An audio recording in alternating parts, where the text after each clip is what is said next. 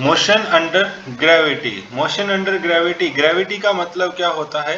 Gravity का मतलब होता है ग्रेविटेशनल फोर्स ऑफ अर्थ।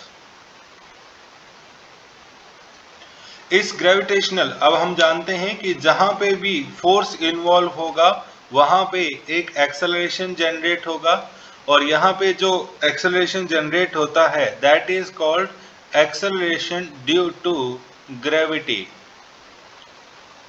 और इसको डिनोट किया जाता है स्मॉल g से, और g की वैल्यू जो होती है दैट इज 9.81 मीटर पर सेकेंड स्क्वायर, और रफली हम उसको कैलकुलेशन के लिए 10 मीटर पर सेकेंड स्क्वायर की फॉर्म में यूज करते हैं। तो ये हमारे पास जो है वो SI यूनिट में है। अगर हम इसी के लिए बात करें कि हमारे पास FPS सिस्टम के अंदर इसकी वैल्यू क्या रहती है, तो g की वैल्यू हमारे पास होती है 32 फीट पर सेकेंड स्क्वायर, और इसी को अगर आपको CGS में बताना हो तो g इज इक्वल टू होता है 980 सेंटीमीटर पर सेकेंड स्क्वायर हमारे पास वैल्यू होती है। इसके अलावा कुछ इंपॉर्टेंट पॉइंट्स हैं जो आपको ध्यान रखने हैं, that direction is always downwards, direction is always downwards towards the center of earth.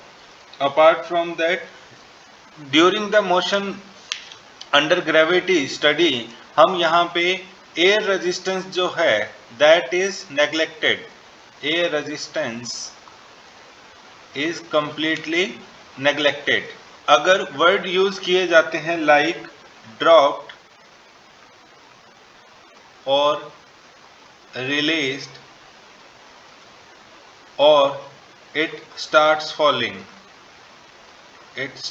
falling, तो ऐसे कंडीशंस के अंदर जो आपकी इनिशियल वेलोसिटी, जिसको हम किससे डिनोट करते हैं u, वो हमारा जीरो कंसीडर किया जाता है।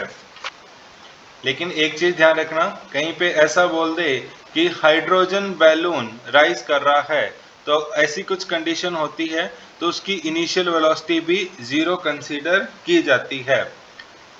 अगर यहाँ पे ये बोला जाता है कि प्रोजेक्टेड है, थ्रोन है या फायर्ड है, ऐसी कंडीशन अगर यूज की जाती है तो इनकी initial velocity non zero consider की जाती है। अब इसमें हम सबसे इम्पोर्टेंट जो बात करने वाले हैं, जब किसी बॉडी को ड्रॉप किया जाता है तो हम अलग अलग केसेस में इसको पढ़ेंगे। सबसे पहला केस हमारे पास है when a body is released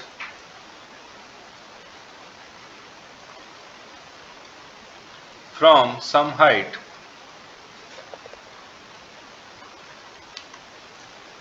ये हमारे पास ग्राउंड है और ग्राउंड से h हाइट के ऊपर यहाँ किसी पॉइंट A पर आपने बॉडी को रिलीज किया है, ड्रॉप किया है, तो ऐसी कंडीशन में इनिशियल वेलोसिटी क्या है? जीरो। इसके अलावा इसके लिए देखा जाए तो यहाँ पे नीचे की डायरेक्शन जो है उस डायरेक्शन में हमारे पास एक्सेलरेशन रहेगा, that value is equal to g। तो मोशन अंडर ग्रेविटी की क्वेश्चन करने से पहले एक चीज का ध्यान रखना कि हमें डायरेक्शन डिसाइड करनी पड़ेगी कि कौन सी डायरेक्शन को हम पॉजिटिव ले रहे हैं और कौन सी डायरेक्शन को हम नेगेटिव ले रहे हैं। तो यहाँ पे हम इसी को, जो ए पॉइंट है इसी को ओरिजिन मानते हैं, नीचे की डायरेक्शन को पॉजिटिव लिया और ऊपर की डायरेक्शन को हमने नेगेटिव कंसीडर किया।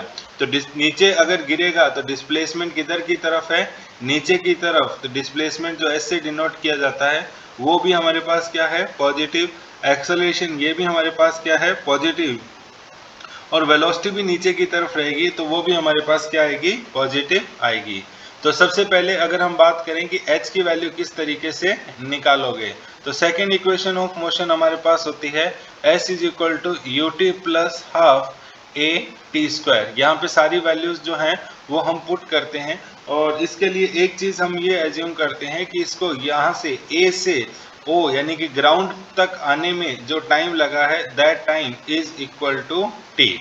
तो लेट्स पुट द वैल्यूज। तो s हमारे पास किसके बराबर है? h के बराबर है। ये वाली पूरी टर्म जो है वो जीरो हो जाएगी। हाफ a एक्सेलरेशन की वैल्यू हमारे पास क्या है? प्लस g के बराबर है, और इनटू में t स्क्वायर। तो हम हाइट का फॉर्मूला आता है कि कोई चीज़ को अगर आपको दिया हो कि कितना टाइम लगता है, देन आप उसके लिए आइडेंटिफाई कर सकते हैं। इसी फॉर्मूले से आप दूसरी चीज़ भी निकाल सकते हैं।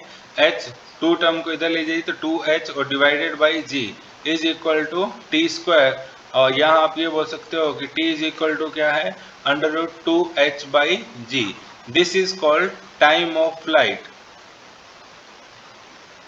Time of flight. इसके अलावा और भी चीज़ें अगर हम कैलकुलेट करना चाहें तो जैसे सबसे पहले मान लीजिए यहाँ पे हम कैलकुलेट करना चाहते हैं कि जब वो ग्राउंड पे पहुँचता है तो उसकी वेलोसिटी v है, तो v is velocity at ground, velocity at ground. तो इस v की वैल्यू क्या रही होगी, तो हम इसके लिए यूज करेंगे first equation of motion, v is equal to u plus at। तो नीचे की डायरेक्शन में v हमारे पास u की वैल्यू दैट इज 0, तो ये हमारे पास 0 हो गया। एक्सेलरेशन की value that is equal to g और t, ये हमारे पास इसके लिए वैल्यू आ जाएगी कि ग्राउंड पे t टाइम बाद उसकी वेलोसिटी क्या रही होगी। दूसरा आप इसको third equation of motion v square is equal to u square plus 2as, ये तो हमारे पास वेलोसिटी टाइम की टर्म्स में है। दूसरा हम इससे भी निकाल सकते हैं कि final velocity v square, initial वाला पार्ट 0 हो गया 2, और g की वैल्यू हमारे पास जो a की वैल्यू जो वो g के बराबर है और s की वैल्यू जो वो h के बराबर है, तो v इज इक्वल टू हमारे पास आ गया √2gh। तो v के हमारे पास दो फॉर्मूले हैं, एक फॉर्मूला ये हमारे पास किस पे डिपेंडेंट है, टाइम डिपेंडेंट, और ये हमारे पास है हाइट डिपेंडेंट फॉर्मूला है। तो इस तरीके से आप मोशन अंडर ग्रेविटी को यूज कर सकते हैं और आप सभी रिलेशन को बड़े ध्यान से देख सकते हैं, चाहे इसकी देखिए टाइम का, हाइट का, वेलोसिटीज के दोनों फॉर्मूले। मास जो है उस बॉडी का मास क्या है, इससे किसी भी चीज को कोई लेना देना नहीं है, दैट इज मास इंडिपेंडेंट।